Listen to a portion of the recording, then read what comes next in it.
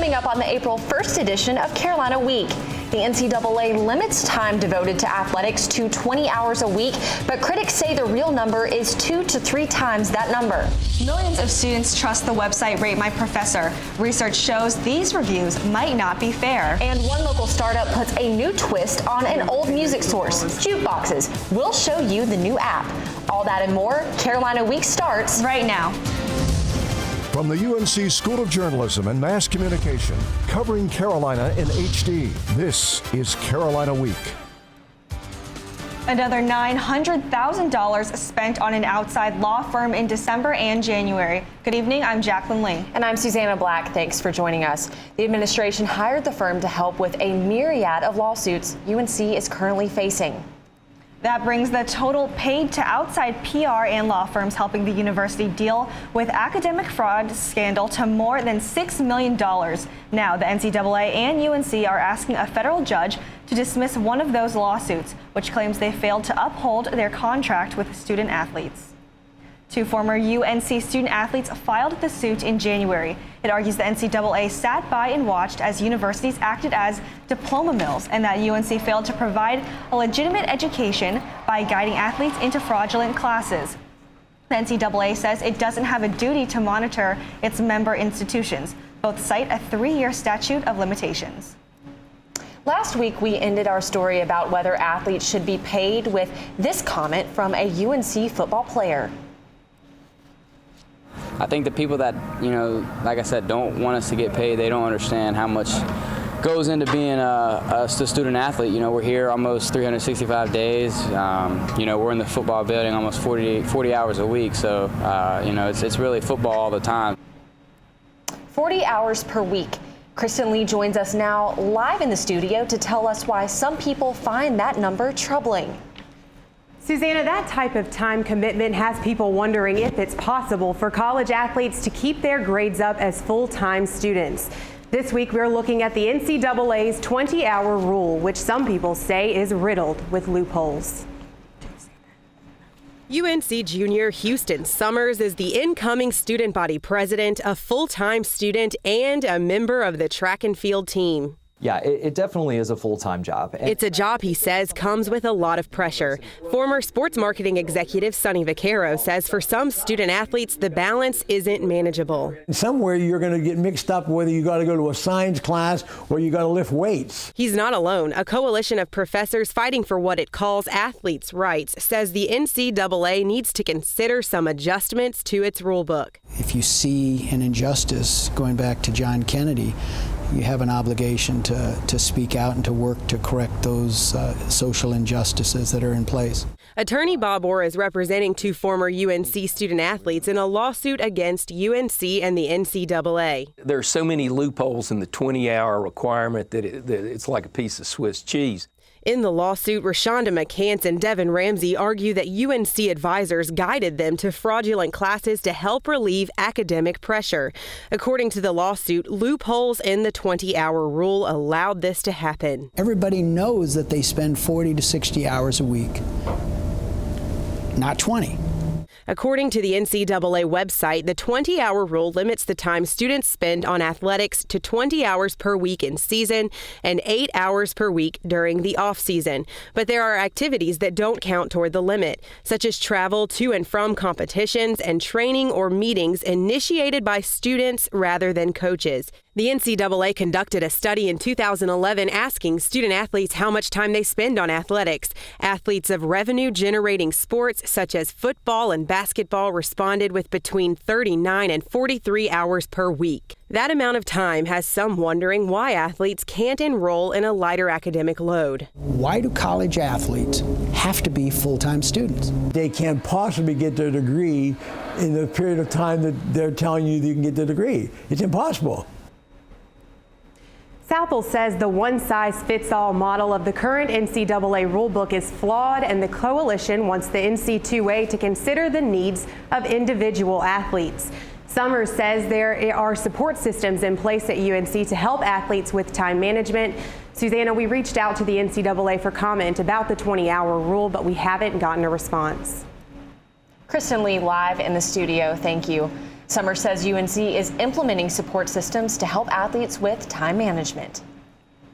A former housekeeping manager is suing the university. Clifton Leon Webb alleges UNC terminated him wrongfully after he blew the whistle on what the suit says were the illegal employment practices of then housekeeping director Bill Burston. The lawsuit states Burston would fire black housekeepers in order to hire Asian women in exchange for sex or sexual favors. University administrators have refused to comment about the case. The overnight appearance of a noose hanging from a tree on the Duke campus has administrators and students outraged. Duke President Richard Broadhead and others are addressing the Duke community now on the steps of Duke Chapel. Our Alyssa Armstrong is there live. That's right, Susanna. A noose found hanging from a tree early this morning at Bryan Center Plaza has a lot of students on edge. I talked to some students out here, and one says they feel this was racially charged, while another says they feel the university hasn't handled this as well as they could have. He says he almost wishes they had taken a day off to reflect on this incident and to talk about race relations. Now, the conference going on right here has faculty and students gathered together to talk about this incident, and police are still investigating. We don't really have much answers at this point. The noose was removed quickly after it was found this morning. And again, Susanna, police are still investigating this incident, and overall the feeling on campus is a lot of students are saying they're on edge because of this. That is a chilling photo. Alyssa Armstrong live at the Duke campus. Thanks, Alyssa. 2 classes per semester is the normal teaching load for faculty members who also do research at UNC. One lawmaker is proposing a bill to double that. Freshman Senator Tom McInnes of Richmond introduced the bill Monday. For faculty members to receive their full salaries, they would have to teach 8 classes per year rather than 4. Critics say such a move would lead to a mass exodus of current faculty members and make it very difficult to attract new research-minded professors to take their place. UNC officials continue to welcome conversations on campus about race, intellectual diversity, religion, and culture. Carolina Conversations is an initiative encouraging students to discuss issues happening on campus and across the country. Students enjoy free refreshments as they share personal experiences with peers and administrators. The topic of discussion Tuesday night was integrity on social media. This was the second event since the initiative kicked off just last week. Registration for the fall semester is 1 week away. Before scouring the internet for professor ratings and reviews, you may want to think twice. Reporter Nikki Mandel can tell you why. Rate My Professor. It's the website where students across the country have posted more than 14 million teaching reviews. And Women's and Gender Studies professor Dr. Ariana Vahil is ignoring every last one of them. I don't look at it now because I think that the feedback is not constructive, it's not comprehensive, and it's not useful. A recent study shows that she might have a point. Researcher Benjamin Schmidt plucked every word from the reviews and categorized them by subject and gender of the professor. The interactive chart shows a shocking divide that could mean gender bias. Let's look at the chart. When I type in brilliant, we see that the word is used to describe male professors roughly twice as often as female professors. When I type in helpful, female professors get the clear majority. Women are expected to be, as an outgrowth of, they're expected to be motherly, they're expected to be nurturing, and that leads to expected to be helpful. Despite the potential gender bias, frequent Rate My Professor user Stuart Ham says he'd recommend the site to any student. I've found some great professors and taken some great classes solely because of that website's advice. But the best way to choose classes? Close your laptop and talk to your professor, face to face. In Chapel Hill, I'm Nikki Mandel reporting. Course registration for the fall semester begins for undergraduates on April 8th. Dubstep or Taylor Swift. When public venues choose music for an event, they usually play it by ear. One app is on a new beat, making you the DJ.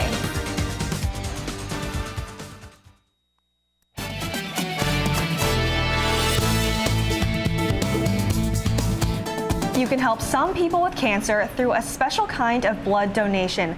Health reporter Gayatri Rathod is live in our satellite studio to explain. Jacqueline, one type of blood donation helped save the life of UNC's head women's basketball coach. Are you ready? Yes! Are you ready? Yes! In 2013, Hall of Fame coach Sylvia Hatchell found out she had leukemia. Hatchell's leukemia caused a drop in her platelet count. That's dangerous because platelets, which you see here at the top, stop internal bleeding by clumping together. That helps to create a clot, says blood specialist Dr. Marshall Mazeppa. Really, the platelets go to some of the most vulnerable patients in the hospital. For these patients, it's important to always have enough platelets on hand because they can be stored for only 5 days. But there's a problem getting the platelets. Most people also don't know about donating platelets. Not a problem for UNC junior Taylor Cummins. She's donated more than half a dozen times and says the process is easy. Oh, it's really, no skin off my back just to come donate whenever I can. The process takes about 2 hours. Donors spend the time studying, watching movies, or napping under a warm blanket. It's just a really great atmosphere, and it's just an easy way for me to give back. Giving back to people like Sylvia Hatchell. In the North Carolina Cancer Hospital, she received platelet transfusions 3 times a week. She calls the platelets liquid gold. Stayed on 3, team on 6. Now in remission with a normal platelet count, Hatchell's ready for next season. When you give platelets to UNC's Blood Donation Center, your platelets go directly to UNC hospitals. This eliminates the need for the medical center to buy blood from other sources. Jacqueline? And if you want to donate platelets, you can sign up with the UNC Blood Donation Center. You can find that link on our website, carolinaweek.org. The debate surrounding renaming Saunders Hall continues. Some students want it renamed because William L. Saunders had ties to the KKK. After hours of debate and presentations at its meeting last week, Wednesday, the BOT still hasn't made a decision about renaming the historic building. Student body president-elect Houston Summers has. He says it's time to change the name and the dialogue on campus. Let's be understanding, let's be patient, and let's think of the most comprehensive way in which we can truly make substantive change at our university, not just for the here and now, but for the students that are going to come after us as well. In a letter to the editor of the DTH, Summers argued that changing the name and commemorating UNC's history aren't mutually exclusive. The Hunting Ground hit select theaters in March, highlighting universities across America and their lack of support for victims of sexual assault. UNC is one of those universities, and alumni Annie Clark and Andrea Pino play a big role in the documentary. Clark and Pino are making their way across the U.S., visiting victims of sexual assault and educating them about Title IX, a federal civil rights law that allows students to file complaints against universities that the filmmakers say have done little to help. The Chelsea Theater in Chapel Hill is showing the film tonight with a Q&A session featuring Clark and Pino afterwards. The film starts at 7. Fire trucks, police cars, and tow trucks all lined up outside South Point Mall to teach children about the different types of trucks in our communities. Honks and horns all day Saturday at the 3rd annual Touch a Truck event. Kids could see and touch trucks of all kinds, including this paramedic vehicle, a fire truck, and yes, even a SWAT car. The youngsters got to step inside this ambulance and slide down this tow truck. Proceeds from Touch a Truck will benefit the Junior League of Durham and Orange counties. When was the last time you put a quarter in a jukebox? I'm assuming for many of you it wasn't recent. A local startup in Durham has created a way to put a mobile jukebox in the palm of your hand with a twist. Alexis Simmons reports. Out with the jukeboxes and in with a new mobile app, CrowdTunes. It's redefining the music scene in the Triangle area and beyond. With the old jukeboxes and even the current ones, you pay $1, your song goes into a queue, and you wait, and you wait, and you wait. Brendan Magsamen is the CEO and co-founder of CrowdTunes with an auction-style platform, making it a game where you can control that wait. Let's just say I put 1 credit on Blank Space by Taylor Swift. And then I come in and I say, no, I really want to hear Take Me to Church by Hozier, right? And then I bid 2 credits. So now Magsamen has 2 credits and I only have 1. That's going to move his song on the playlist above mine. Owner of Goodfellows Bar in Chapel Hill, Steve Woodham sees potential. Well, the biggest thing I'm excited about is saving money with crowd tunes. And it'll make it so we won't have to kick out quite so much to have a DJ every night. Crowd Tunes works on iPads, and displays throughout the bar show the song bids. Venues pay a deposit and a $50 fee per month. If patrons buy more credits than the fee, the venue makes money. 4 people sitting at a booth are going to go, I want to hear this. And go, no, I want to hear that. And you actually get bid to have your song played first, too. Magsman shares a workplace with multiple startups at American Underground in Durham. He says he and his team are in the right place to expand the app. In Durham, I'm Alexa Simmons reporting.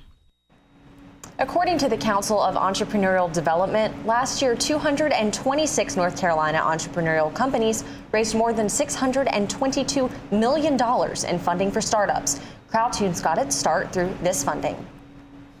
Take a look outside. It's a perfect day for a stroll through campus. Or a quick cat nap on the quad. Drew Day has your weather forecast next.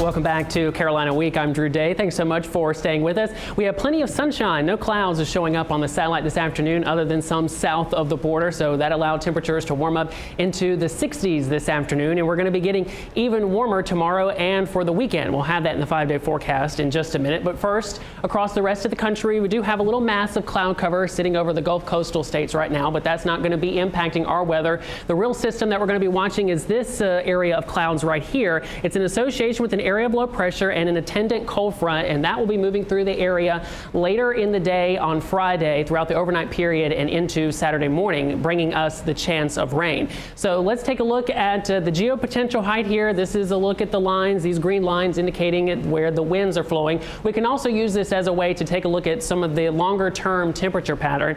And when you see lines bending up like this, we call that a ridge, and ridges are associated with warmer weather. So this ridge will be moving over our area. You can see it's still bending up here over North Carolina. So tomorrow we expect to be a little warmer. Highs will be in the 70s, and that continues right on into the day on Saturday. So on Saturday we expect our temperatures to be even warmer than that, perhaps getting in the upper 70s to near 80 for the weekend. But then behind that, the flow starts to flatten out a little bit more, and so temperatures will stop their warming trend. They'll cool down just a little bit.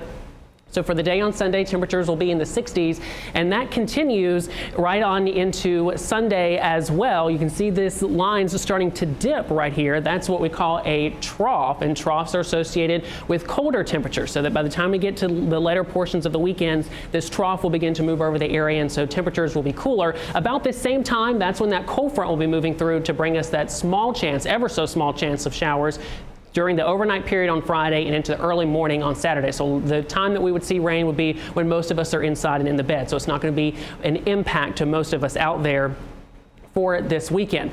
So let's take a look at your forecast for this evening. Temperatures will be in the upper 30s to mid 30s, 36 here in Chapel Hill, with perhaps some isolated frost across the area. It's not going to be widespread. It will be very isolated. The National Weather Service has issued a freeze watch for Johnston, Wilson, and Wayne counties for the potential that there could be some frost. So just be aware of that. If you've done any planting yet, it might still be a little early, but if you have, don't let all that work be for naught. And then tomorrow morning, temperatures will be right around 40 degrees with plenty of sunshine. The sunshine continues through noon, but then by 8 p.m. in the evening, we'll start to see some clouds move in. And in fact, tomorrow at 8 p.m., it'll be warmer than lunchtime. Our high tomorrow will occur a little bit later in the day than normal. So it'll be a little warmer later on into the evening. The 5-day forecast now, temperatures will be in the 70s for Thursday, 80 for Friday. And again, that chance of showers later in the day on Friday and into the morning on Saturday, but should be gone by 8 a.m. And then temperatures will cool off for the weekend before we get back to 70 on Monday. I don't know. I'm a little skeptical. I've been really cold. It's been pretty bad. So yeah, 80 degrees may be a little aggressive, but I think we'll get there. So spring is finally here. Yes, I would say so. Okay, thank you so much, Drew. All right, you're welcome. One final look at the men's basketball team's trip to the Sweet 16. And a group that came into LA like a wrecking ball. Molly Oak is next with sports.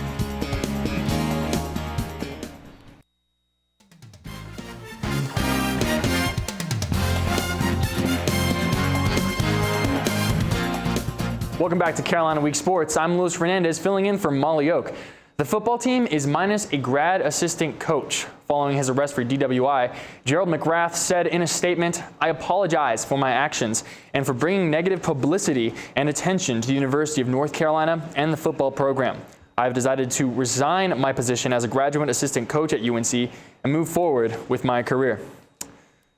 Moving from off the field to back on the field, men's and women's lacrosse had a tough weekend, but as DC rapper Wale says, they go hard, no days off.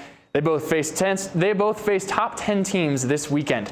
The number 8 men will travel to Charlottesville this Friday to take on the 7th-ranked Virginia Cavaliers. Top goal scorers number 1 Luke Goldstock and number 4 Jimmy Bitter are going to have a hard time scoring goals like that. UVA goalkeeper Matt Barrett is one of the best in the country. You can catch that game at 7 on ESPNU. The 2nd-ranked women's team is taking a road trip to Louisville Saturday to battle the 10th-ranked Cardinals. Number 13 right there, Sammy Jo Tracy, what a name, will travel to try to bounce back from an off game against Notre Dame. She only had 1 shot, but she's one of 2 players on the team with 20 goals. That game will start at 1 on ESPN3. Now, it's still April Fool's, and, we try not to take ourselves too seriously, so let me introduce you to a group reporter Molly Oak met in LA at the Sweet 16. These guys, they know how to have a lot of fun.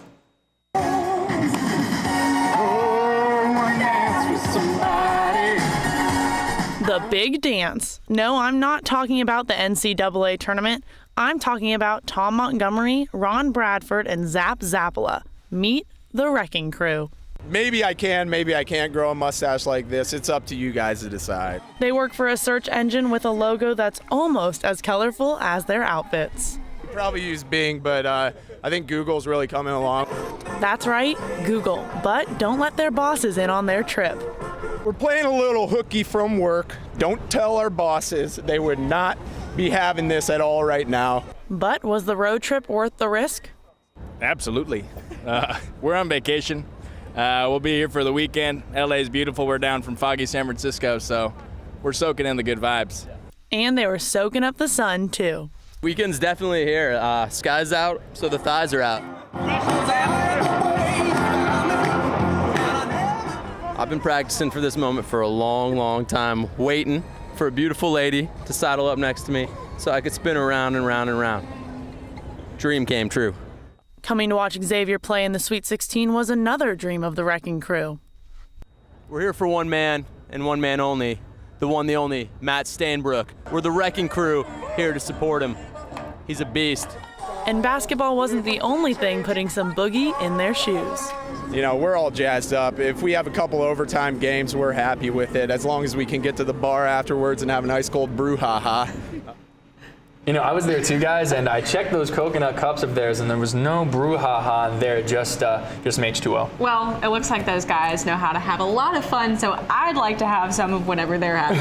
Yeah, those guys were unbelievable. Luis Fernandez with sports, thank you. Thank you. If you're sticking around this weekend, add this one to your list. An all-natural sculpture is a big hit at the North Carolina Botanical Gardens.